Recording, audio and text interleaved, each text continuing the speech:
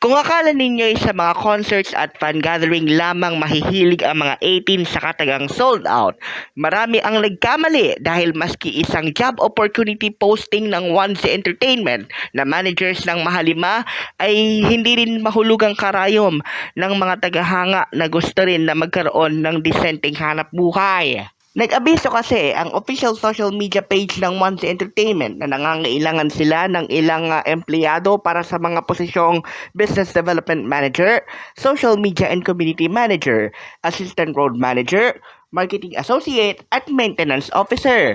Pero inabot lamang ng ilang oras bago napuno at hindi na kinaya ng official job application portal ng website ng Onesie ang daan-daan o di kaya naman ay libu-libong 18 na naghahangad ng disenteng trabaho o kaya naman ay naghahanap din ng isa pang dahilan upang sila ay mas lalong mapalapit sa kanilang iniidolo at kiligin ng wagas. Sa comment section pa nga ng job application advisory ng Onesie ay hindi rin nagpahuli ang ilang mga 18 admins tulad na lamang lang sa United Mindanao 18 na kung po pwede daw ay kahit sila na lang ang maging janitor ng mismong banyo ng gusali na kinatitirikan ng opisina ng Mahalima. Ngayong Biyernes ng hapon ay medyo bad news para sa mga nagnanais pang humabol ng kanilang application dahil pansamantala munang sinara ng Onesie Entertainment ang kanilang job application portal dahil na rin nang lagpas-lagpasan na sa kanilang quota ng mga aplikante ang mga nag-submit.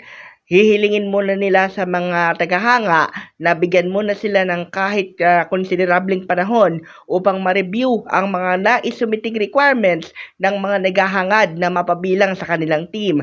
Pero ngayon pa lamang ay nagpapasalamat na sila sa masugid na suporta at interes ng mga nagnanais na maging parte ng kanilang job choices ang mapabilang sa hanay ng nagpasikat sa P-Pop Kings.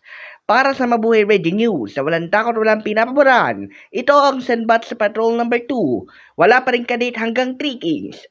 Stephen Saras Perez.